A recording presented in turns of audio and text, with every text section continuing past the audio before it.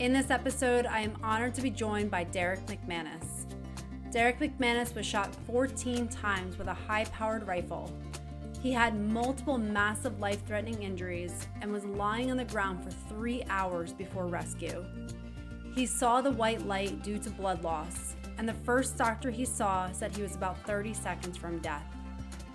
2 years later, he returned to full duties as a sniper and counter-terrorist operative. Derrick says we all face challenges in life and business. Yes, they will be different than being shot 14 times, but the overarching methodologies to manage them are the same. And his messages in this episode are absolutely profound and life-changing. He talks about human durability, how we can move through life, overcome some of the massive challenges that we have in our life to live an empowered and enriching life after going through them. Derrick shares the strategies of how he not only survived, but now thrives after his life-altering event.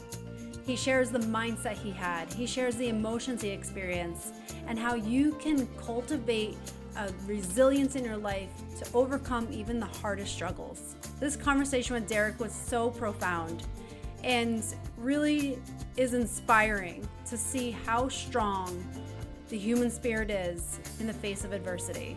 I am so incredibly grateful for Derrick sharing his energy and sharing his story with us today.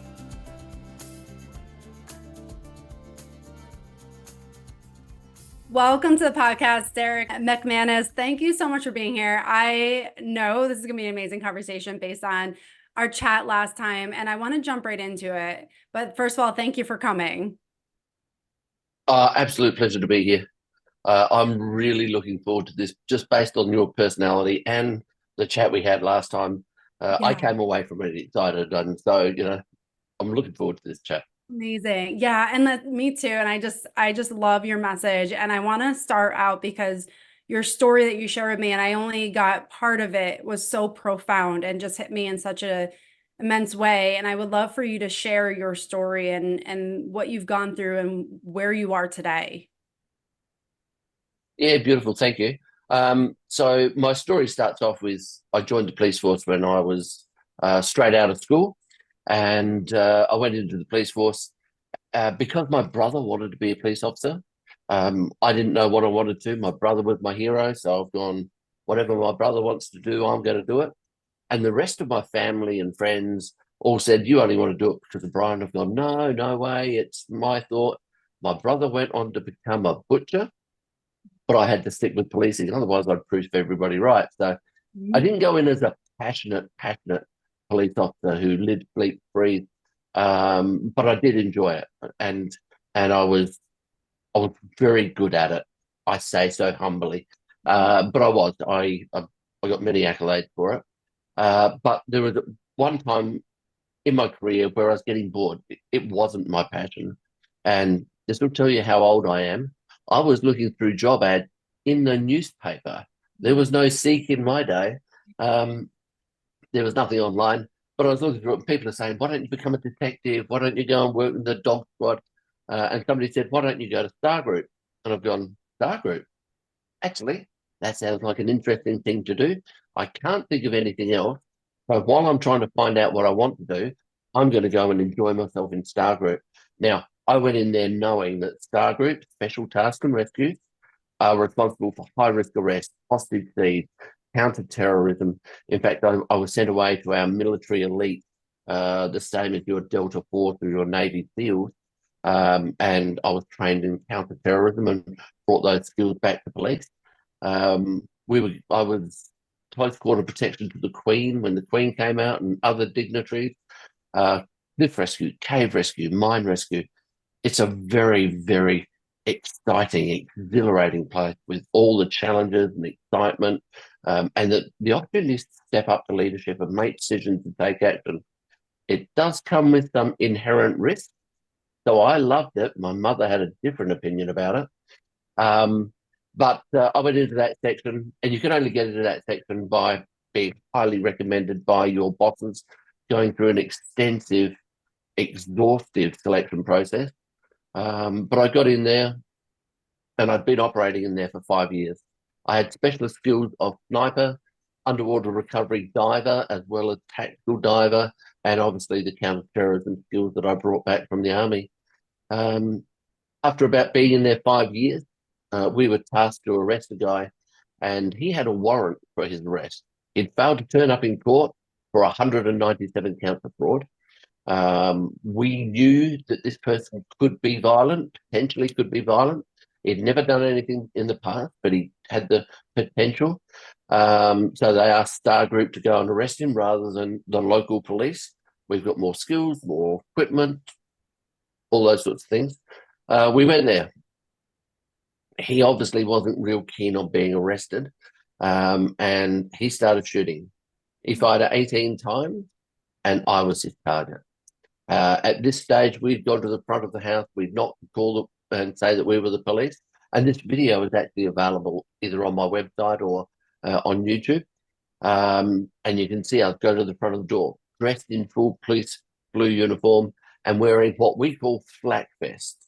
We call them flak vests. Your audience may know the term bulletproof vest, but I can tell you right now, they ain't bulletproof. But we know what the capability is. We went to the front door, we knocked, we called, there was no answer. We knew he was inside because we had one of our other snipers sitting in the bush for about 20 minutes watching the house. So we knew he should be answering the door. And when I've gone down the side of the house to check out another door, because I thought we'd be able to make a safer, faster, more efficient, more effective entry into that door, he started shooting and I was his target. He fired 18 times, and the audience in the USA will know weapons more than what Australians do. It was an SKK, which is a Chinese military rifle, and it was a 7.62 or 308 caliber that I was shot with. And he fired 18 times, hit me 14 times. Now, I was hit 14 times with either bullet or shrapnel. We know some were bullets because they went either through and through, or they stayed in my body, or they just smashed bits and pieces. And some were either bullets or shrapnel. We're not exactly sure. So I was hit 14 times. When I was hit, I actually had absolutely no idea what was happening to me. I didn't feel any impact. I didn't feel any pain. I didn't feel like I had any reason to be worried at all. I didn't even hear the sound of gunfire. All I knew was I was suddenly falling to the ground. And as a highly trained Star Group officer, I started berating myself. I was so abusive for being stupid. How could I be so highly skilled and so stupid to fall at a time, like this? And halfway to the ground, I looked at that glass sliding door again, and there were small round holes that hadn't been there before. And then I heard the sound of gunfire somewhere in the distance, but I still hadn't felt any pain or impact. And as I was falling to the ground, I've rationalized to myself, I must be falling because I'm getting shot. And the thought that ran through my mind was, Derrick, don't be too hard on yourself, because if you're getting shot, it's quite acceptable to be falling over. And so I was kind and gentle to myself. But that's literally what I thought as I fell to the ground. I fell on my back, my feet pointed in the direction of where the bullet's coming from, and my head facing away. And it was while I was lying here that 2 bullets hit me that time slowed down. I felt each individual impact of these 2 bullets. Didn't feel any of the others, but I felt these 2. And it wasn't the searing pain that you would expect to feel with being shot. It was literally just a thud that felt like a sledgehammer smashed into my thigh without pain. But I felt the first bullet absolutely smash into my thigh, and then I felt this shockwave go through my body and then come back down through my body, back down to the point of impact. And then again, I felt the second one hit, and it was that sledgehammer again, shockwave up, shockwave back down, seemingly 30 seconds, whereas it probably took about that space of time for me to be abusing myself again. Seemingly 30 seconds. How could I lie there? I knew I needed to fire back. But before I fired back, I realized that I was lining up along the length of my body, and at the other end of my body are my feet. And when you're lying on your back, your feet are pointing up. And I knew I needed to get up just that little bit so I could shoot over the top of my feet. but I've got the flak vest on. I've got some weaponry. I've got some equipment on my upper body. And as I've lifted my body up, my feet have come up to counterbalance. Mhm. And the thought that ran through my head at that time was, I better not shoot myself in the foot because the guys at work will give me shit for the rest of my life. You can just imagine you get shot 14 times, then you shoot yourself as well. Now, I'll tell you more about the Mm. rest of the 3 hours that I was lying on the ground in just a moment. But a lot of people say to me, how can you possibly have that level of thought in a time of, just let me make sure this is off, at a time of such intense pressure? Um, and for me, it was about how I prepared myself for what I could realistically expect to encounter in my day-to-day life, and then have some open, honest, confronting conversations about the reality of it. And people say, okay, well, how does that work? 5 years prior to the shooting, I sat down with my wife, and I'm told that only 1% of police will ever do this. Everybody knows it's possible, but nobody actually, very few sit down and actually does it. But I said to her, I'm going into Star Group. It's a very, very dangerous environment. High risk arrest, hostage, counter-terrorism, all those things. And I said, there's a very real chance I may be shot and injured. I may be shot and killed. And I wanted her to be as aware of that as I am, and then her to make very conscious decisions about whether she supports me to go in or not. And I wanted to make sure she was fully aware. So part of the conversation that we had was, if I get shot and I die, what's your life going to look like? And this is something I don't think a lot of people consider in this environment. If I get shot, what's it going to be like for me? I'll be dead. Everybody else will be disappointed, but I'll just be dead, and that's what they think about. But our thoughts, our actions, our consequences have impact not just on ourselves, but on our family, on our team, on our organisation. The ripple effect is quite often massive. And so I wanted to have that discussion with her, because the one thing that would have really disappointed me is if I had died and then she didn't know what I wanted for her future. She may have had the struggle of, would Derrick have wanted me to stay single and look after our children by ourselves? Would he have wanted me to find a stepfather and marry somebody else and have him look after the children? And what I wanted to be clear about was, I didn't care what she did so long as she was going to be happy and my children were going to be happy. Um, because I could just imagine her going, oh, if I go and get married, what would Derrick's family think of me? So we had a discussion, and I thought there were three options for her. She could go on and get married and have someone else help her. She could stay single, look after the children, and once they empty nest her, then she could, go on and do what she wanted. And the third option, which I thought was the best, was that she could just build a little shrine in the corner and just worship me every day. It wasn't the most popular, even though I really liked it. But I literally did throw that option to her because the conversation was getting overwhelming, right? It's a confronting conversation. And adversity is the biggest killer of creativity we will ever encounter. And if we can break the tension of the adversity just by being able to crack a light-hearted joke, reach out and touch someone and just break that tension, our emotions come down and our rational thinking comes up, rather than being overwhelmed and our emotions high and our rational thinking very low. When we can break that tension, the emotions drop, the rational thinking comes up. They don't often get onto the same plane when we're under pressure, but the closer that we can get them, the more rational decisions we can make, the more proud we will be of the actions we take much later on. And so we had that conversation, and that gave her the opportunity to prepare for what might happen. But it also gave me the opportunity to step back for myself and say to myself, if I do get shot and I don't die, what do I want to do in response to that? And I had to consider things that I've done in my past. I've never been shot before, but I've had other major injuries. I've had other major incidents where we've had to make decisions under pressure. And this is where we all need to be vulnerable enough to say, in that situation, I made some really good decisions and I need to be able to repeat them. What did I do to be able to repeat them? But we also need to say, in that situation, I made some terrible decisions.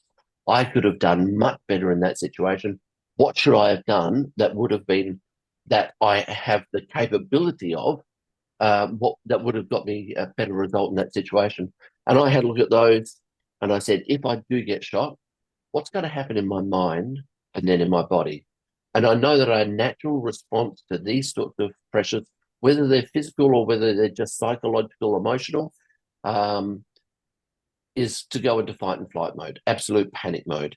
I know that our mind wants to do one thing and our body will want to do a panic type approach. And if our mind is completely irrational, our body will do whatever it wants. So I took a look at the other end of the continuum and said, what would be an absolute perfect response to it? And I knew that A, B, C, D is exactly what I needed to do. But I took a look at both of those and I said, both of those are a possibility out of this situation. Now, if it ends up perfect, then April, that's great. But if it ends down here in chaos, then what can I do to influence my mind so that I can control my body and then bring those things back into place? And because I've gone through that process and accepted that that's where it might be and this is where I want it to be, I had some idea of what I was going to deal with and some idea of how I was going to deal with it. And instantly that brings our emotions down and our rational thinking that comes up because I say, I've got a plan. I've got some idea of what I can do. It may not be perfect, but I've got some idea and we start moving forward. But it also gives us the ability to not be overwhelmed in the midst of it and just go, oh my gosh, what do I do now? And try and get creative in the midst of adversity. It just doesn't work that way. And so because I'd done that, I was able to have the thought outside the square, I was still doing everything that I needed to do. And when you watch the video, you'll hear that he fires around about 13 times. And on his 13th bullet, I'm already firing back at him. And obviously those two bullets that hit my left thigh happened in that space of time. But I've had this thought outside the square as well as shooting back at him at exactly the same time. And this is something that I love to be able to work through with people about what are your challenges and how can we better prepare you for those.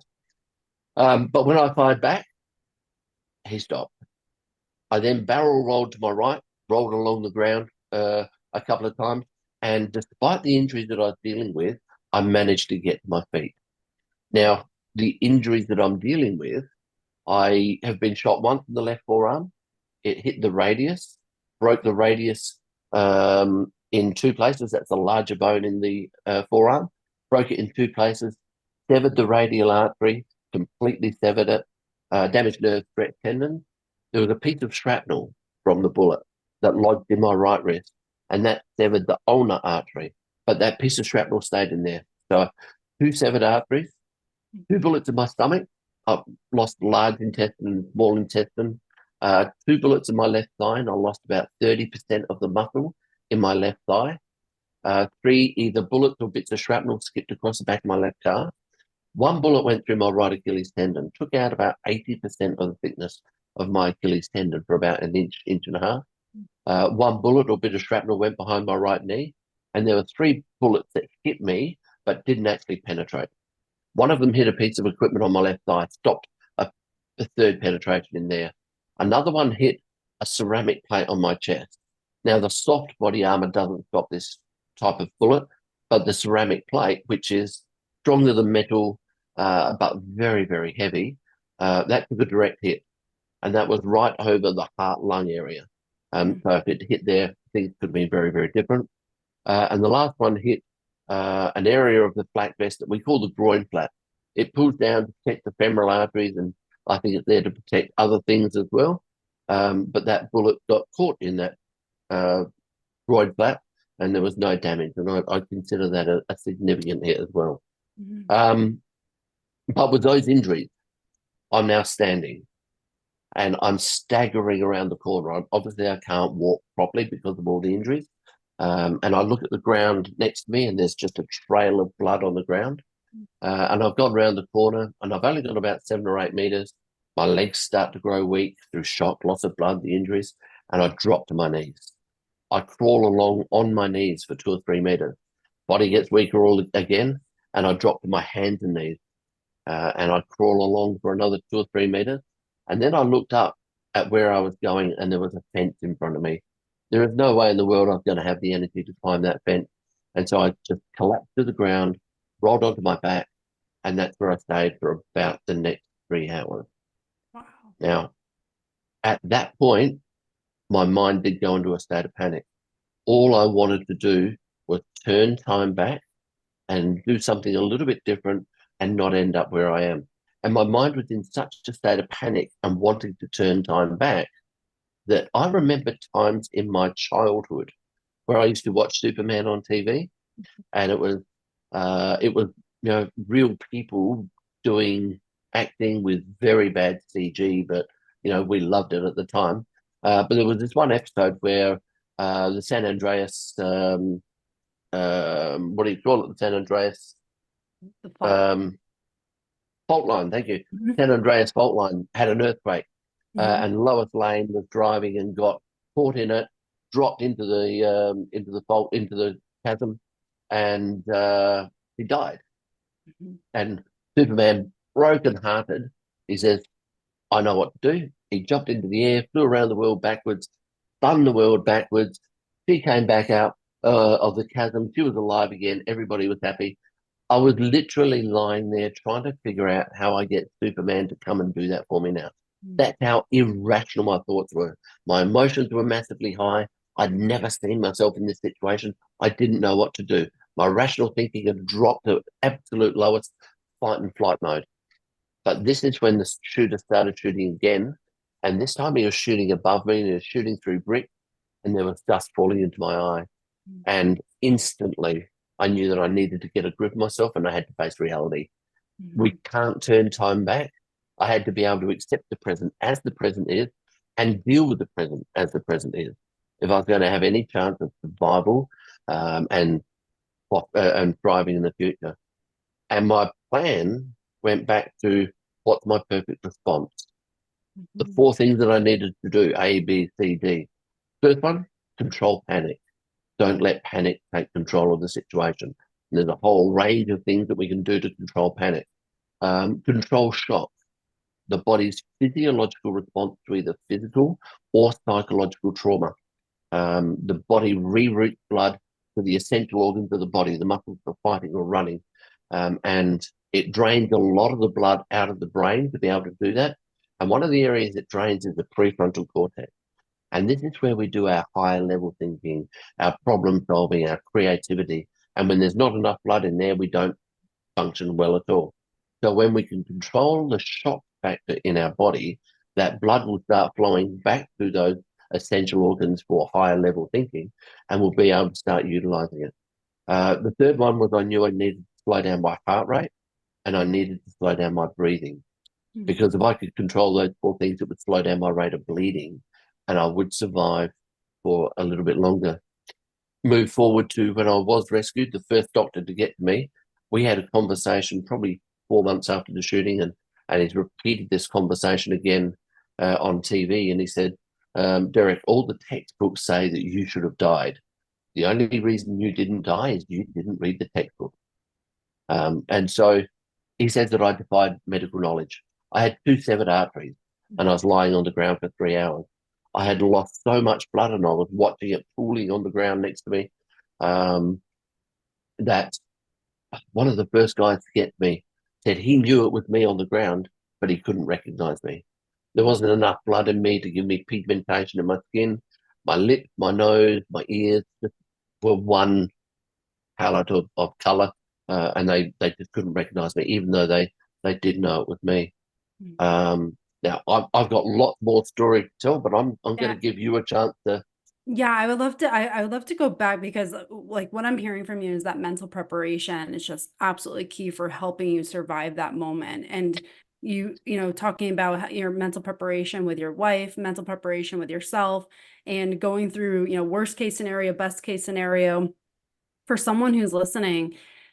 How how do we is that something that you feel like you've innately had, or is that something that you do every day and mentally prepare for things like that? I know you had extensive training in that for the situation you were in, but for someone who is not part of something like that, how can we translate that to life where we can prepare for maybe things that are dramatically can impact our lives like that. Yeah, absolutely. Now, I my take on it is that I prepared myself for what I could realistically expect in my life, Mhm. but I looked at what are the extremes, what are the absolute best case scenarios, what are the worst case scenarios as well. And I think these are things that people don't always consciously look at, and sometimes go into denial or refusing to look at worst case scenario. Mhm. Everybody's happy to look at the best case, but very few want to look and acknowledge that there's a worst case there. And then we've got to have a look at the resources, our personal resources and our logistical, operational resources as to whether we're able to manage them or not. And then make a decision, is it right for me to move forward with this or not? How I put that into context for people, again, I say, um, I give them an overview of the shooting and how I responded to it. And I say again, I prepared myself for what I could realistically expect to encounter. But now I want to talk about what you can realistically expect to encounter in your life. Mhm. Now, obviously, if I'm talking to people inside an organization, part of it will be what can you expect at work? But part of it is also I want them to think about what's life at home, in your family life, in your community life, in your love life, in your spiritual life, in your sporting life, whatever it might be. And we make a list on a whiteboard of what you can realistically expect to encounter, the challenges or changes in the next 12 months to 5 years. And people come up with some diverse lists. And once one or two people start going, then people really start delving into what's the worst case scenario, what's the best case scenario. And we start looking at cost of living, being able to maintain the house, the cost of rent, aging parents, raising teenage kids. Some people are pregnant and they're looking forward to or scared about childbirth and that first baby coming along. Some people are worried about their pets. Some people are worried about dealing with an angry boss, peers that don't get you, just new in a company, the IT, all those things. They all come up. And once we've got that list there, I say to them, what are the feelings or emotions that come with those challenges or changes? And it always goes negative to, okay, overwhelm, fear, anxiety, depression, angst, procrastination. And then eventually somebody will go, well, hang on, raising my kids, I'm actually really proud of that. So put pride on there as well. And I go, excellent. Because as much as there are challenges and changes, we naturally go to fear based, but there's good things that come with them as well, potentially, depending on how you manage them. So then we go through a range of good emotions as well. And then I go to what are the resources that you have to be able to manage those emotions when you experience these challenges and changes. And this range of resources, quite often it starts out with talking to friends, talking to family, communicating with whoever you know best. Some people go to talk to my pet because that's who I love to air my stuff to. Um, Meditation, listening to music, getting out and playing sport, getting active, just getting out into nature, um, food, chocolate. And I go, chocolate is totally acceptable. Mhm. When we want to just chill out for a while, so we have this um, exposure of all these resources. And what I put out to people is that the resources they've just identified are the same resources that I had when I got shot. The Mhm. feelings and emotions are the same feelings and emotions I went through when I got shot. It's just the challenges that are different. But Mhm. these challenges are as real for you as me getting shot was for me. It was what I could realistically expect to encounter, and I had to prepare for that. Let's get you prepared for what you can realistically expect to encounter. So, as I talk to you today, I'm going to give you an overview of the tools that I feel like help me, and I feel like they will be able to help you, but you've got to choose whether they suit you or not. And one of the models that I talk about is what I call my mantra for human durability, and it's stay strong, physically, mentally, and emotionally. So stay strong. And that's about being very clear about what you want to achieve from what you're about to do next. You've got to stay strong and be very passionate about that. And then you've got to find the system that works for you. Now, that could be the same system that I use or the same system that I recommend, But I also tell people, if this system that I recommend doesn't work for you, let's work out what your system is. What is it that you do to create success, to overcome challenges? And then once you know what your system is, immerse yourself in it. Work your system. Even though other people say you should be doing it differently, if you're getting the results you want, work your system. And then we need to tweak it when we either aren't getting the results we want, it starts to plateau. Then we need to work out, is this where I want to be? What can I do to tweak it so I can get the results I want? But if you're getting the results and you're starting to amplify your performance, we've also got to look at what we're doing there. What are we doing well that we can do more of, that we can leverage in our relationship, in our sport, in our community life, whatever it is? When we work out what we are doing well that works for us, our system, we've got to immerse ourselves in it. And so everything is very tailored to the audience. Now, I do this with CEOs, I do this with Top Gun pilots, I do it with hairdressers, real estate, finance, 10-year-old kids in school through to leaving school and going into college. In fact, I had a tour of Vietnam and worked with the university professors in Vietnam, as well as the general audience in the universities as well. So this is a universal philosophy that is basically resilience is our ability to bounce back.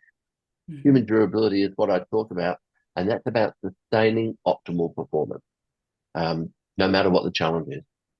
But we've got to be open, honest, and confronting, and vulnerable enough to say, this is the shiny thing that I want to achieve. But there's also the chance that in context with what you're doing, you may be shot and injured, and you may be shot and killed. Now, I've got another model. Oh, I'm just getting excited. I love talking about it.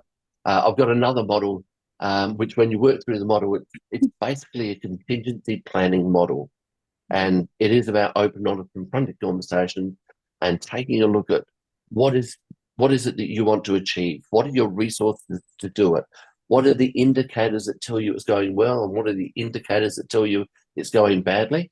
And then once you've identified those indicators, what's your planning to counter those indicators or leverage those indicators?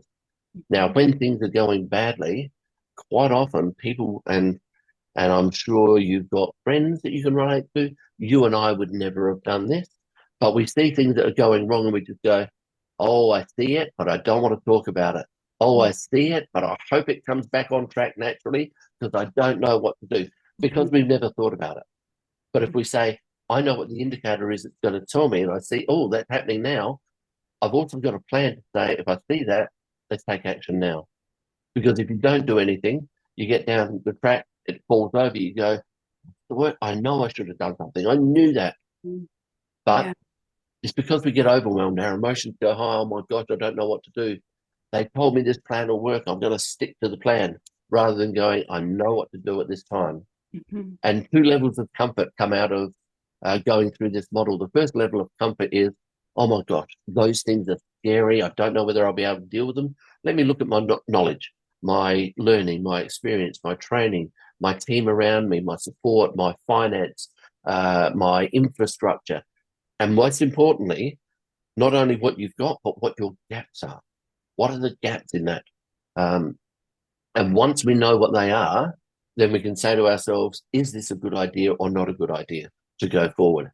The first level of comfort is I've looked at all this. It was scary, but in actual fact, I've got the resources to be able to deal with it. Even if it goes terribly wrong, we're not going to be destroyed. So you're now not going forward tentatively. You're going forward boldly, courageously, taking action and making decisions that other people go, wow, that's bold. Yeah, but I know what the risks are. I have addressed them.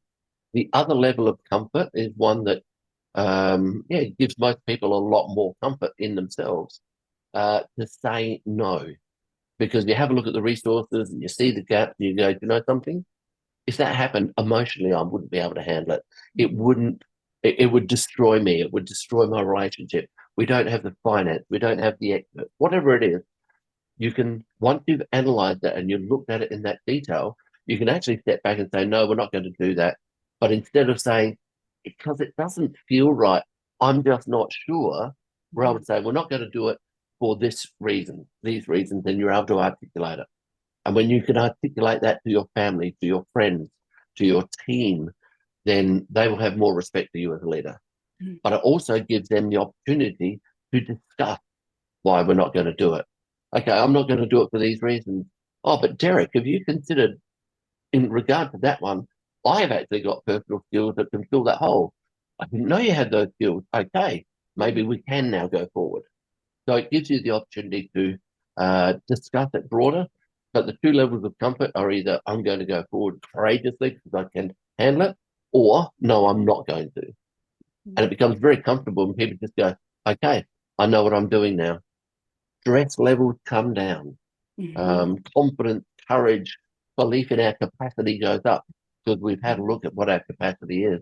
Yeah, I love that framework. And something just as, that came out to me as you were speaking is like we're so quick to seek out validation and seek out some approval for what we do outside ourselves. But it's like if we have this Yeah, framework yeah. where we can tune into ourselves and what is it that I need, and then go through that framework, you can really seek out that internal validation. And then you're not scrambling to figure out, okay, what am I doing everything for everybody else? And so I love that framework. And one thing I would love for you to go in further, because through your story, what I think was really astonishing is that level of self-awareness that you have of realizing like, okay, I'm in fight and flight. I'm realize that I'm in this like stress response. How do I, you talked about slowing your heart rate down, coming back into yourself, allowing yourself to accept the situation, allowing yourself to get more into like a rational brain to respond rather than react. And I think, I know that's from your training. How can someone become more self-aware where they don't succumb to the fear response and say, this is it, this is all it's going to be, rather than, how to get out of that where you just go into that rather than and come back into a place where you can think rationally and make decisions that are right for you. So this goes back to four levels of responsibility. Mhm. And most people talk about three levels. I talk about a fourth as well. So um, whenever we want to do something, we'll be given a range of options, right? And we've got to choose whichever option we think is best for us. But we've got to take responsibility for the choice, for the actions or behaviors that come with that choice, and for the consequences that come with the action and behavior. And we've got to make those, take responsibility of that before we choose which choice we're going to take. So if I make that choice, these are the actions, these are the possible consequences. If I take this one, these are the actions, these are the possible consequences. But the fourth level of responsibility is, what is the future going to look like if that consequence happens?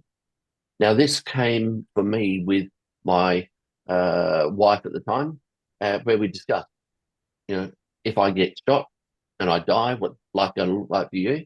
But I also said to her, if I get shot and I don't die, I want you to know right now that even if I spend the rest of my life in a wheelchair, so long as I'm able to interact with my children, anything better than death is a bonus. So Mhm. that was the bottom line for me. And when we can take responsibility on those four levels and consciously say, if the worst thing happens, I will be able to deal with it emotionally as well as physically, logistically, financially, whatever it might be, then we are already prepared. And it also gives us the opportunity of saying, I don't like that choice. I don't want to take that choice. And again, it comes back to that level of comfort of, I know I don't want to make that choice because I don't like the future afterwards, or I don't like the consequences. But that comes down to that level of vulnerability for yourself. Now, the interesting thing is that my work did train me how to do this, but it was for operations, it was for logistical stuff. It wasn't for emotional stuff, and it wasn't for personal. Because back 30 years ago, and some males still do think this way, men don't have emotions. We don't have those feelings, and have an understanding of what I'm going to say here. This is a belief 30 years ago. That's a woman's thing. Us men don't do that. But I, for some reason, and I'd like to think it was my parenting, because I don't know of any other place I would have got it. I was intuitive enough to know that I need to engage with those emotions. I need to understand where I'm going to go, because our emotions are going to drive my mind. My mind is going to control my body. And by being able to be open enough about those emotions, that gave me more control over the whole situation. Um, and I'm just going to delve into another little bit there. When we talk about the 4 levels of responsibility, when we talk about consequence, something I love talking to organisations about, and parents. I love talking to parents about consequence as well, because as a quick insight, when we talk about consequences at work or at home, what consequences do we talk about? Do we talk about the good stuff or do we talk about the bad stuff? And if we say something's gone wrong, Yeah, you need usually to the take bad stuff. responsibility for that consequence. Hmm. Absolutely. Um, and that's very important. We've got to be able to do that because we do the analysis of what choice did I make, what action did I take that I need to be able to get better at or not do that again. Hmm. But we also need to look at the consequences that turn out well and then sit down and say, what choice did you make? What action did you take to create that good outcome? Hmm. Because they're the ones we want to be able to repeat. And unless we actually sit down and analyze it, then a lot of it's guesswork. Oh, that just went right. I don't know how it went right, but hopefully it'll happen again. No, let's look at what choices you made, what action you took to make that happen. And how were you able to avoid the tragedy? Did you see the sign and take action then? Or did it just happen to go right? What could you recreate for the next challenge, for the next bigger challenge? Now, the other thing that people say to me is, well, Derek, you got special training. I could never be that way, the same as you are. I could think about preparing for stuff, but I could never train to your level. And it took me a little while to come up with an answer to that. But I realized that we are all prepared for some challenges in our lives better than we realize. And that process of developing to the point where you can respond without even thinking about it is something inherent in us all when we think about the challenges we face every day. So the example is we all, at our age, the majority of people drive cars. Now, the first time you got in behind the steering wheel of a car, what did it feel like? Oh my gosh, I'm going to kill someone with this beast. Can I do this? I'm really panicking. I want to learn, but I'm really, really panicking. And now when you get into a car, what are you doing? You're listening to the tunes, you're talking to the kids, you're checking out things around, you're thinking about dinner. But if something happens in front of you, you're able to respond. You don't think about, oh, I've got to turn the wheel a little bit to the left while I'm braking, and I need to indicate. These things will just happen on automatic, okay? And you can respond to everything absolutely automatically. And so we are well prepared for what we can realistically expect to encounter in our day-to-day life because we know how to deal with that. Now, if we took on another challenge in driving and we stepped into a racing car, we would go right back to fragile, absolute panic mode. We don't know what to do. This is going to be a challenge, and we need to build our skills up again. But you've just got to look at the NASCAR drivers, the F1 drivers, and this is whether they're male or female, I don't care. Those drivers drive at that level, and I've seen some in-car videos, and they're driving around the racetrack, and they're not holding onto the steering wheel. They're just cruising around and doing what they need to do because they're very good. They're trained for what they can realistically expect to encounter. It would overwhelm me, and I'm sure it would overwhelm most of your listeners. But when you do the proper training, then you can prepare yourself.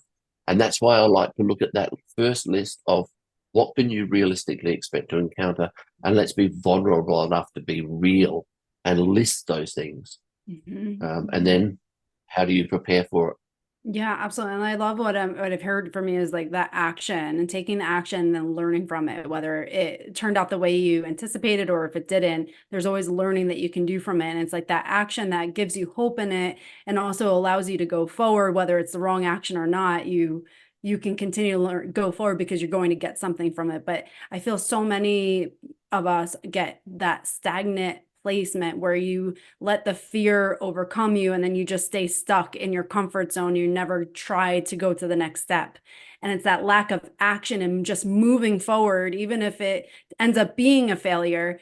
That lack of action, I think, is where most people meet that resistance. So it's like you give the example of the race car driver, or even just learning a car, if that's where you're at. Like it is, things may not go well, but it's that action that you're taking to learn it and learn the mistakes that you make that allow you to grow. And I think growth is the biggest thing that we can have in life, where we can expand ourselves. And I think that's where we see a lot of this turmoil within people, because they're not allowing themselves to grow because they're staying stagnant. Yeah, absolutely. And a lot of us don't want to admit where we are weak, where we don't have skills. And one of the things I talk about in the workshops is let's be vulnerable enough to suck at doing something new. Mhm. Because when we do something new, everybody sucks at it. Nobody gets it perfect the right time and the first time. And if they do seem to get it perfect the first time, it's because they've had some experience very similar to it in the past. Mhm. Nobody picks up a tennis racket the first time and is absolutely great at tennis. Everybody sucks when they first start playing tennis, and the same is in everything in life. Sometimes we suck when we start a new relationship because, okay, well, it's like, oh, you don't like that. Okay. Oh, actually, I can change that. Let's be prepared to suck at doing something brand new. And then once we're prepared for that and we accept that we're going to suck, we will learn a lot faster Mhm. rather than trying to hide our mistakes or pretend we haven't done something wrong or argue that I was right. Mhm. No, I'm brand new. I don't know what I'm doing. I suck at this. Teach me. Let me gain experience. And Mhm. that I've got a continuum that I talk about for human durability. And that continuum starts with fragile on one end, resilient in the middle, and durable on the other end. So when we're fragile, we are new, we're learning, we're making mistakes, we're looking to gain experience, and we're experimenting. Um, and that's where all new beginners start, no matter what it is. If you've got a little bit of experience in that area already, and then you go back into it, you won't be a fragile, you'll be sort of fragile, sort of resilient. Mhm. But if you're really keen to learn, you'll move up into that resilience space and that middle of the continuum. And resilience is the ability to problem solve and bounce back, right? But it's responsive. We are waiting for something to happen, then we can problem solve and go, oh my gosh, I didn't see this coming. Okay, how do I deal with it? Great, I can problem solve, I can bounce back. And you know you're a really resilient person when other people are coming to you and you're saying, I don't care what happens, bring it to me, I'll work it out. But you're still waiting to respond. Very strong position. You should be very proud if you feel that confident in your behavior. But what we all want to do is actually get to a place where we are 100% reliable. We know that whatever we're going to do is going to go exactly the way we want it to go, and we're confident. Because in that space, there is no stress, right? There is nothing that's going to go wrong because you know that you have the skills to be able to handle it. You're able to identify what the triggers are that tell you it's going well or not going well, and you're able to respond to it. And I've had many an argument in my workshop about that's impossible. You can never be 100% perfect. And I do argue it because the model goes on that you get to the point of being 100% perfect and you can do it all without even thinking. But what do you do then when you know exactly what you're doing and you don't have to think about it? We get bored and we Mhm. say, I'm going to take on another challenge. And then we go on. And when we go up, we actually slide backwards on the continuum from being absolutely 100% to a place where we're going, this is new. I need to do some more problem solving. I need to learn about these new relationships, the politics in the office, the finance, this person that I'm interacting with. Oh my gosh, I've never had a baby before. This is kind of we slide back to being a little bit rigid. We've got to go through it again. Keen, eager, we will get to the point where we're able to slide back along the continuum to 100% reliable again. And you go, I've got this. Now I'm bored. Let me take on another challenge. The easiest way to explain this in life is if we all started playing tennis at D grade because we've never played before. So we go into D grade, we start fragile, we get resilient, we can play pretty well, and then we become best of the best, best and fairest in D grade. What do you do when you're the best of the best, best of the best? You go up to C grade, and when you go up to C grade, you're no longer the best of the best. You're sort of middle of the road, right? And then you get to the best of the best, and then you go up to B grade, and then you go up to A grade. Now, once you get up to A grade and put this into any situation, work, family, relationship you want, once you get up to A grade, you may have some other distraction. One of these things on this board, your finances may go astray. the children may be struggling with something, aging parents, you can no longer put in the time to play at A grade. So you may need to come down to B grade or come down to C grade. And if you come down to C grade when you've been playing at A grade, what's it like? Boring. There is no stress. Yeah. Absolutely, there is no stress. You can do everything perfectly. You can read the player before they even know what they're going to do themselves. Mm-hmm. And so this is where you are 100% reliable. And there was if you remember the explosion of chemicals in the port of Beirut in 2020, Mm-hmm. about 3,000 kilograms exploded, killed 350 people, injured thousands others. The Lebanese government was saying, the Lebanese people, we've been invaded, we've had political uprisings, we've had religious uprisings, all these sorts of things have happened to us over the centuries. The Lebanese people are strong, they're resilient, they'll be able to bounce back. There was a lady that was interviewed from Lebanon, and her words ring in my ears all the time. She said, I'm tired of being resilient.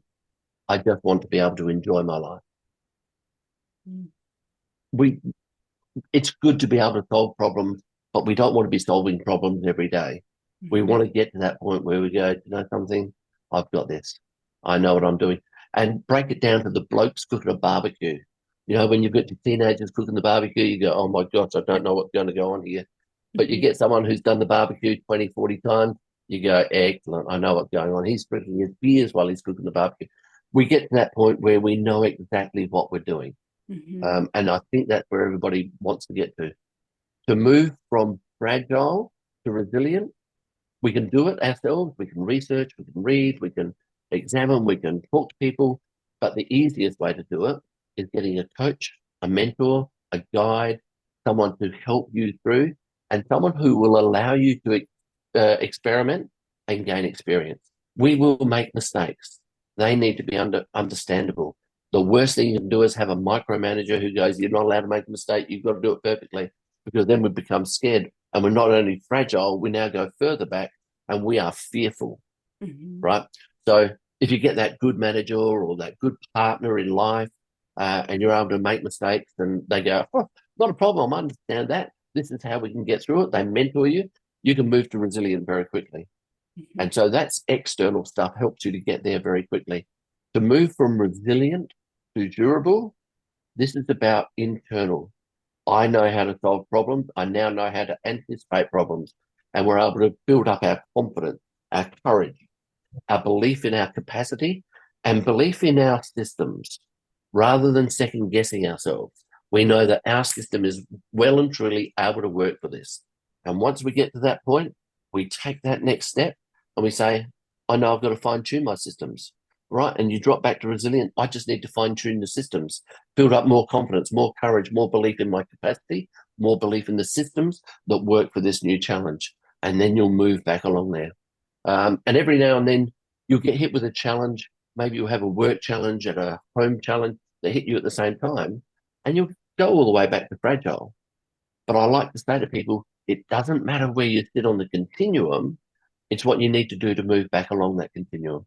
If you get knocked all the way back to fragile, get some coaching, some guidance, some mentoring, talk to people.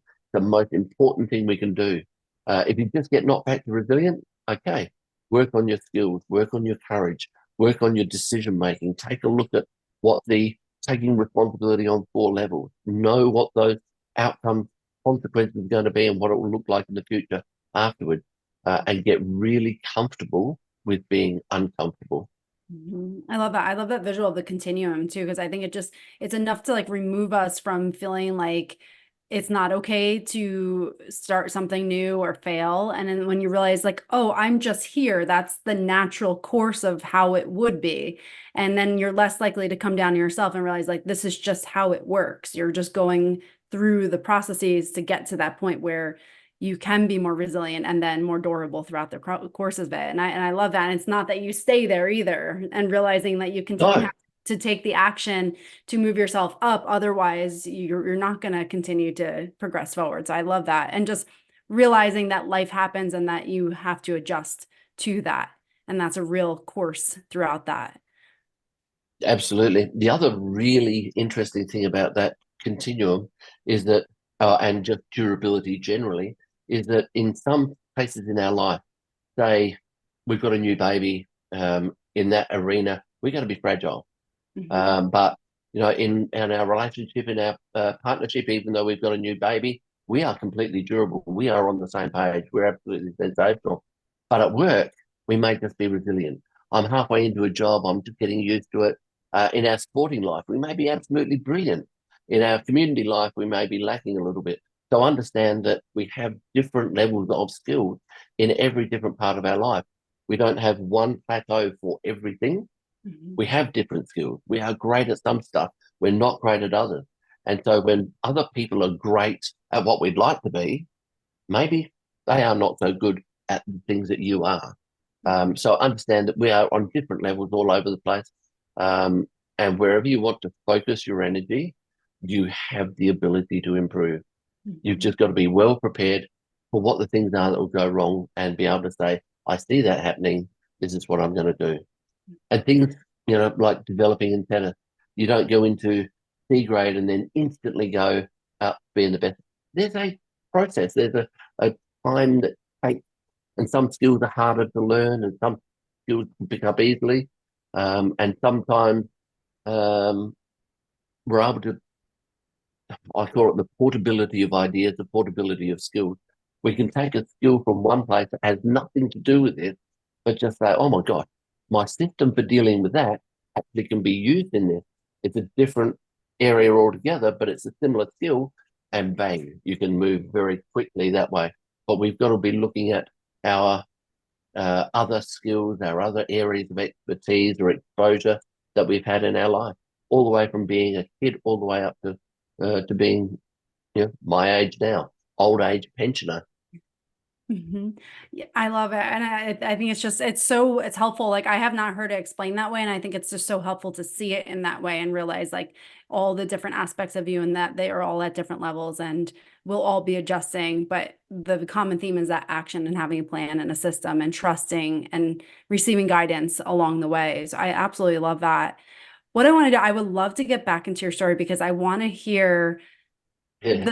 where Yep. you talk about getting to the doctor and then what the messages you received from the doctor and then how you got from that place to where you are today, because the story that you've shared, I mean, again, thank you so much for sharing that. And it's like to come from that place where you've been shot multiple times to now speaking here today is an absolute miracle. So I want to hear about that transition and transformation of where you've come from.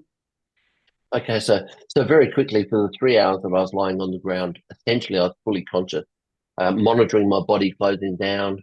I felt the blood rerouting in my body, but I knew what that process was going to be. And so I didn't go into panic mode. I've just gone, I know this is what's going to happen. I know that this is the natural physiology. So I'm going through a natural process and it hasn't got so bad yet that I need to panic. At 2 hours 45 of lying on the ground, I'd lost so much blood. I knew that my legs were cold, my arms were cold and weak. I'd been holding onto a pistol for that 2 3/4 hours, but that pistol dropped out of my hand onto my stomach because I didn't have the strength to hold it anymore. And at that point, my blood supply also got so low that it didn't push blood to my brain and my vision closed down. And when my vision closed down, the pragmatic copper, when I'd done my visualization of what might happen, I didn't expect to see anything other than grey or black when my vision closed down. But my vision went to an absolute pristine white, absolutely pristine white. A lot of theories behind what that means. I don't have a religious background, but it was certainly what I first thought. Is this what they talk about? Maybe I should have. But what I did do was I started fighting even harder. This was my lowest point, and I just kicked in. I cannot give in at this stage. I've got to keep on fighting. And I started talking out loud to myself and saying, Derrick, don't give up. Derrick, keep on fighting. I started moving my body the little bit that I could, just to give myself confidence I had something left. And that goes back to what you were saying before. Just take some action. That action, as small as it was, it just gave me that little bit of confidence. And at that time, 2 rifle shots were fired from outside the house back towards the house. I could still hear the shooter inside, So these 2 rifle shots were my mates from Star Group on their way to get me, dump of adrenaline, vision kicked back up, and I was passing in and out of consciousness. The boys got to me, picked me up immediately, and as I say, they didn't recognize me. The first guy to see me saw my forearm with broken bones and all the rest of it, and his instant thought was, I'm going to lose that below the elbow. There's nothing they can do to fix that mess. Our doctors are miracle workers, I can only say that. But they got me to the doctor, and obviously he didn't think I was alive at that time. And as he said, all the textbooks say I should be dead. But he stood for 10 minutes in direct line of fire, bullets whizzing around his ears. He, his team, my team to support them, to be able to treat me and stabilize me before they moved away. He said that when he got to me, I was about 30 seconds from death. And so he risked his life, they risked their life to save mine for 10 minutes, direct line of fire. Absolutely amazing, heroic. Wow. But they got me to hospital. And there's, I could talk on your podcast for 4 hours, I think, because there's so many interesting little intricate stories within all of this. As they slid me into the back of the ambulance, I'd been passing in and out of consciousness again. And when they slid me into the back of the ambulance, I had an oxygen mask on my face, and I was pushing it off because I wanted to talk to the nurse who was sitting right here at my head. And I was pushing it off, and she's pushing it back on because, and I've gone, no, I want to talk to you. And I pushed it off, and I said to her, if I don't make it out of this, if I don't survive, I want you to tell my 4 children that they are what I was thinking about while I was on the ground, and they gave me the focus and the determination to fight to live to this point. Oh my God, goosebumps. Oxygen mask on my face, and then I passed out, and they got me to hospital, and they operated on me. I woke up a couple of days later, and intensive care unit for a while, high intensity unit, then general ward, and I went into a process of 2.5 years of physical rehabilitation. And it was 2.5 years of highs, lows, doubts, fears, tears. Doctors told me I will never walk properly again because the damage to my thigh, the damage to my Achilles tendon. And even though I could get them repaired, I will never walk freely and easily again. And I may spend the rest of my life in a wheelchair. It may just be easier. So those were the predictions that I had. In fact, the predictions were I shouldn't have survived the shooting. I shouldn't have survived surgery. Even after surgery, I was a 50-50 chance of survival because of blood poisoning and complications and infections. And then told that I'll probably never walk properly again. But 2.5 years, roller coaster ride. And 2.5 years after the shooting, I went back to work full time, back to sniper, back to diver, back to counter-terrorism, jumping in and out of the helicopter, fully operational. I was able to run, I was playing basketball, and anybody watching would never pick that I had an injury. I always knew that there were some limitations, but nobody else would ever be able to pick it. Even when I was picking things up or dealing with intricate little things, my fine motor skills are nowhere near what they used to be, but they're good enough for me to do what I need to do. The most important thing that I did, though, was remember 30 years ago, men didn't talk to therapists. Men didn't have counseling because men didn't have emotion. But one of the best things I did was throw my hand in the air 5 days after the shooting and say, get me a psych. I want to talk to a psych. Now, I didn't have the modeling for human durability. Back in the day, I didn't know what I was doing. It was just something I did intuitively to have that discussion, to go through that thought process. And one of my mates from Star Group went to everybody else, or went to several other people and said, would you have done what Derrick's done? Would you have been able to do that? They've gone, I've never ever thought of it that way. But I didn't do it deliberately. It was intuitive. And when I wanted to talk to the psych, again, it was intuitive. I didn't think I was weak. I didn't think I was wrong in the brain. Wasn't scared or anything else. All I wanted to do was pick the psych's brain about what's the future look like. Some people have dealt with massive trauma well. Some people get badly affected by it. I wanted to know what's the difference, What are the signs? If I see them, how can I handle it? What can I expect for best case outcome? Now, he picked my brain, I picked his brain, and at the end of about 3 hours, and this is just 3 months after the shooting, and remember, 2.5 years of physical rehabilitation. 3 months after the shooting, he said, Derrick, psychologically, you are absolutely fine. You can go back to work tomorrow. Psychologically, I've cleared you. And I didn't need any ongoing therapy.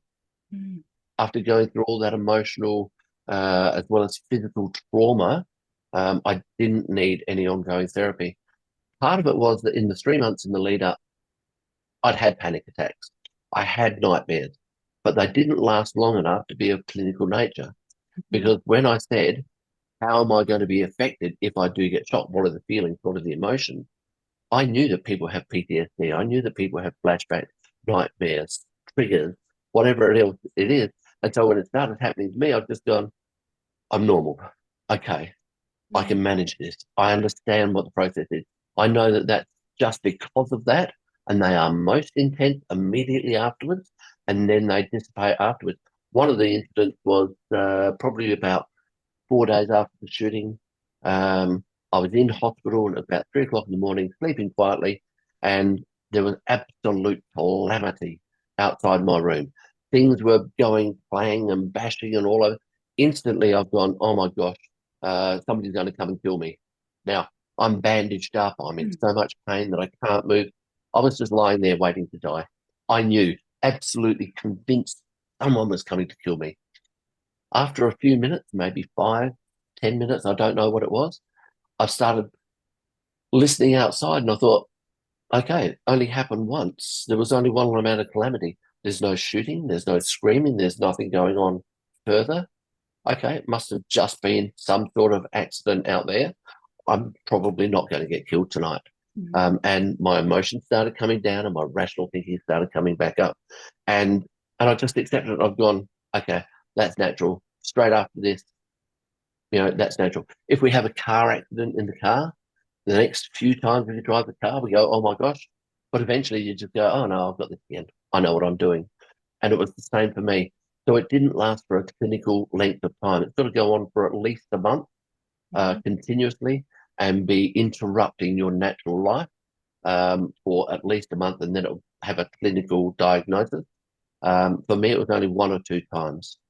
I had nightmares, and I call them my pseudo nightmares because I dreamt that I'd been shot again, and I woke up and felt the exact pain you'd expect to feel, but I kept my eyes closed and I forced myself to go back to sleep because I wanted to find out how the dream finished.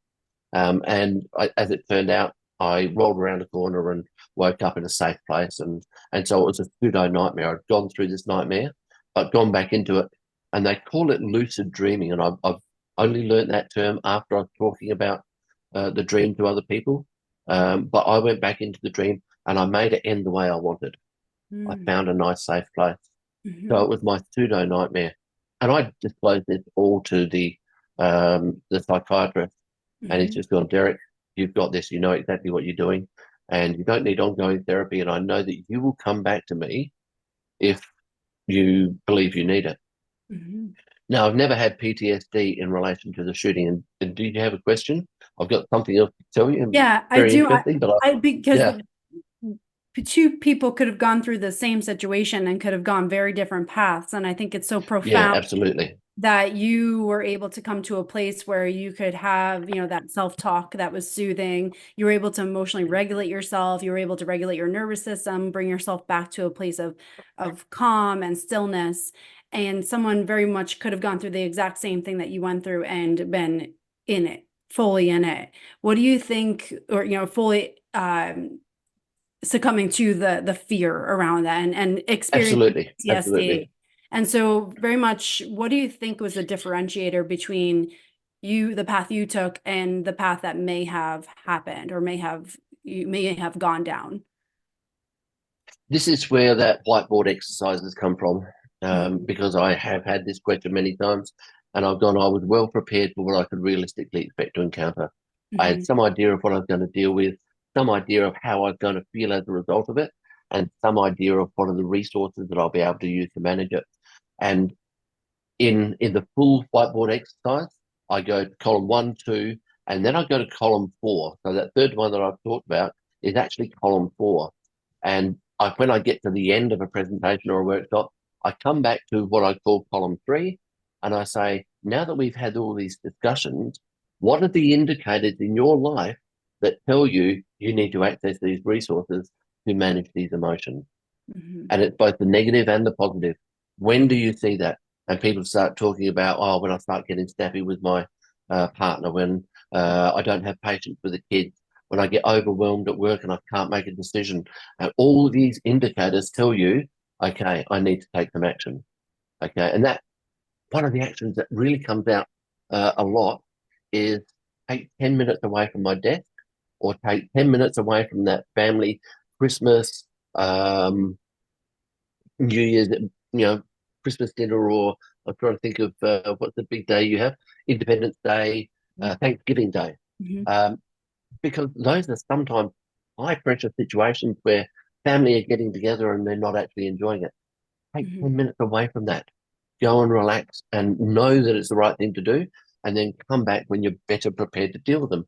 Um, and I deal with executives in companies, and they say, Derek, one of the things that I really love is that I've now realized that everybody else in the room all accept that taking 10 minutes out, or taking my 2 weeks holidays and not paying attention to emails, is what we all accept that we need to do.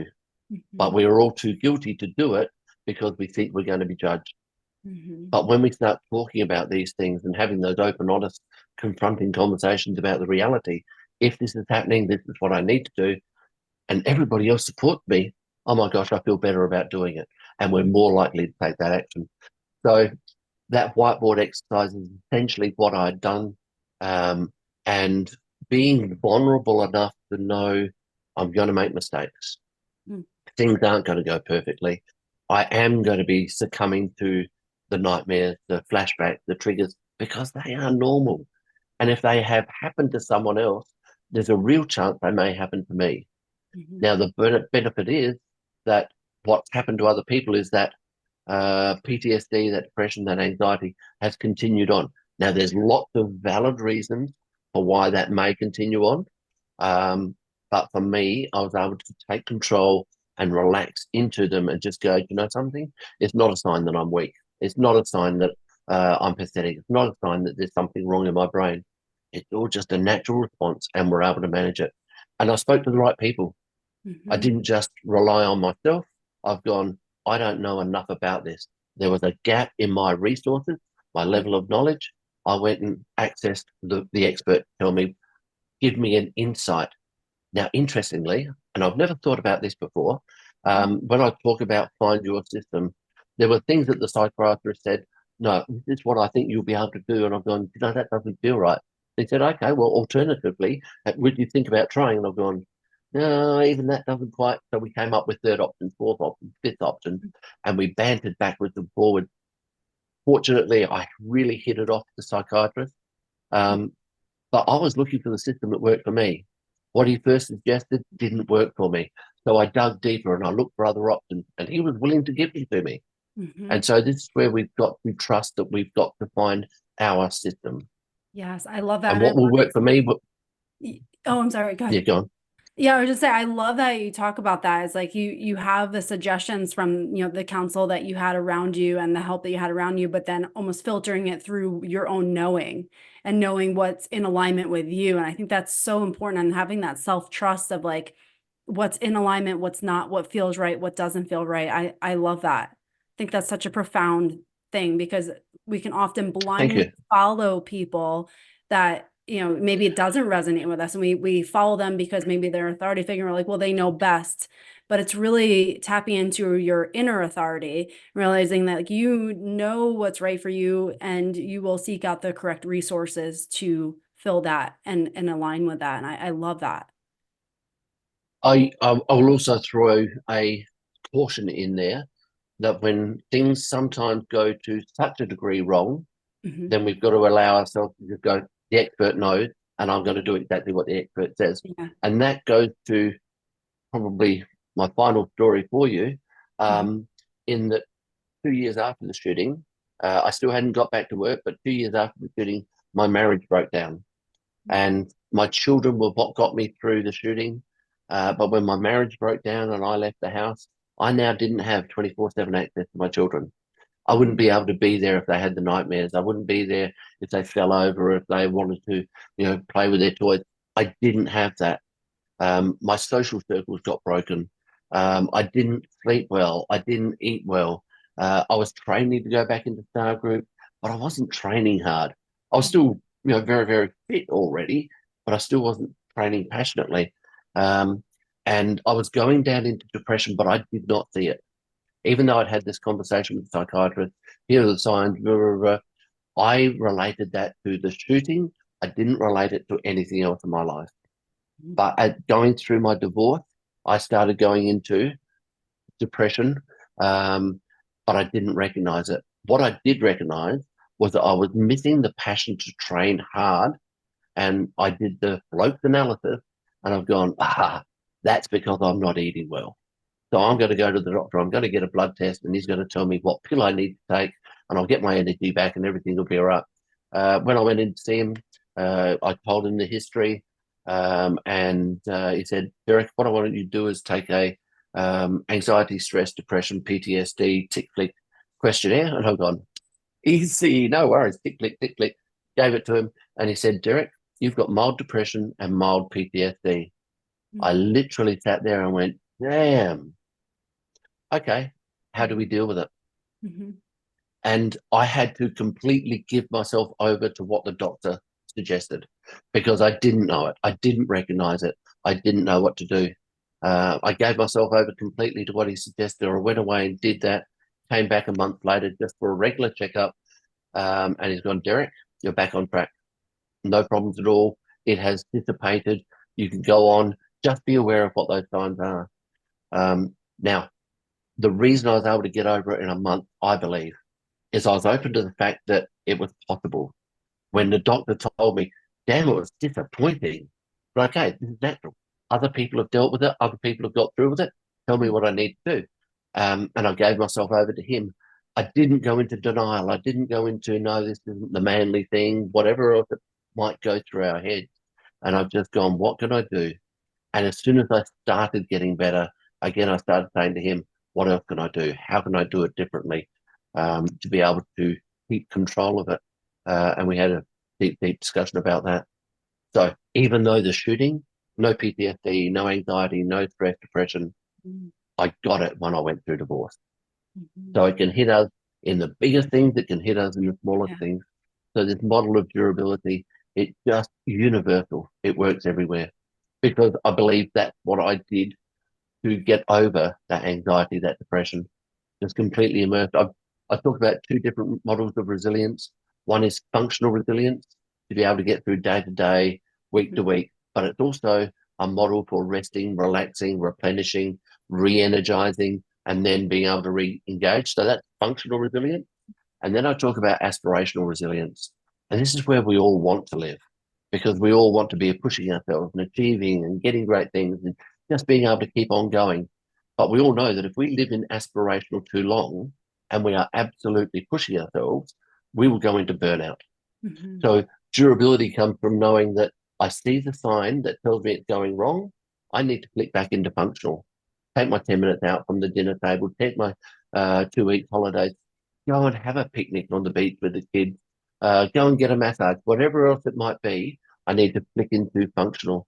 Now, there are some people that live in functional because they don't know how to get into aspirational. But if they're living in functional, they will go into rust out because we're not pushing ourselves. We're not getting the dopamine hits from success. We're not building our brain or building our whatever it is. So if we stay in aspirational too long, it's burnout. If we stay in functional too long, it's rust out. So we've got to be able to recognize the signs and say, now I'm ready to go back here. And we don't have to push ourselves massively. We don't all have to be, the Steve Jobs high achievers. Mm-hmm. We can just do what we want to do, but we need to keep on growing at some level, keep on achieving. Even in retirement, we are always contributing to other people or to society in some way, and that helps us grow. But sometimes that gets too much. nope, I'm going to go back to my room and I'm going to rest and relax. I'll come up and see you, whatever. Yeah. So it's universally applicable, but yeah, Yeah, I love that. Thank you for describing that, because I haven't heard that described that way either. And it's very uh understandable to like see how you have to have that balance between the two and not go and get stuck in either place. And I'm just so grateful for you sharing your story and just sharing where you've come from and your transformation, and just like hearing everything you've shared. It's like the power of your mind, the power of tapping into your emotions and understanding your emotions, and just that you're the epitome of resilience and human durability, even beyond that. So I'm so grateful for everything you shared today, and to be here to share that. thank you. Amazing. And and to be completely vulnerable and open with your listeners. I don't get it right every day. You know, Hmm. there are still things that I go, oh my gosh, why did I do that? That's silly, Hmm. and I have to recover as well. So even though I know all this stuff, it doesn't mean that I'm perfect, Hmm. because most of the time we live in that growing stage of I'm going to take another challenge on, and we're going through that little bit of resilience. Hmm. Um, and it's only when we really need to that we come back to that 100% durable. So we live in the cusp, and the model that I've got for the continuum has the changeover from fragile to resilient on a slant, and it Hmm. has the changeover from resilient to durable on a slant, because it's not that we're fragile one day and resilient the next. We go through a transition of a little bit fragile, a little bit more resilient, and so we've got to understand that it is just a progression. Most of the time, we're living on that cusp between resilient and durable. We're getting pretty good, but sometimes it's more challenging, and mistakes to be made every day. They are just natural. Yeah, thank you so much for sharing that. I think it's important to hear that even though you've gone through so many things, and you know this so well, it's like it's still human, and to be very compassionate towards yourself, to understand it's like there is no such thing as perfection. So I appreciate that. And Absolutely. for someone who's listening and wants to connect with you, where can they find you? All the social medias, LinkedIn, Facebook, and I'm Mhm. on Instagram as well. And I actually got one client contacted me through Instagram messaging the other day. And I've just gone, oh my God, what a way to do business. But that was great. Mhm. So I'm on all those socials, and very happy to hear from anybody. Obviously, you'll put my website and my email Yep. in the notes with the podcast. And I'm happy to have a chat with anybody about what might work for them, one-on-one coaching, team coaching, or go through a whole organization. I've worked with all level of business right up to BHP, and running psychological safety in the workplace for BHP. And I have many one-on-one clients as well. And I just love talking to people. Amazing. And I will definitely put everything in the show notes. So definitely connect with Derrick. And I am so incredibly grateful for everything you shared today. Your story is just so profound. And I think it's those stories that you shared that really gets into our subconscious to realize like we can do so much more than we maybe think we can, and to take that step forward towards living the life that we know we are capable of. So thank you for everything you shared today. Kelly, thank you. We started out saying how much we were looking forward to this. It's lived up to it for me. I've Mhm. really, really enjoyed it. And I'm going to pick up on something that you said right at the very end there, Mhm. that we need to live a self-compassionate life, Mhm. right? We can grow at times, but we need to rest at times as well. But don't rest too long and get back into it. But be compassionate of ourselves. Most important thing we could possibly do. Absolutely. I couldn't agree more. It's like, just being like a parent for yourself, the inner child within you, just loving yourself and honoring yourself and taking care of yourself. So I couldn't agree Absolutely. more.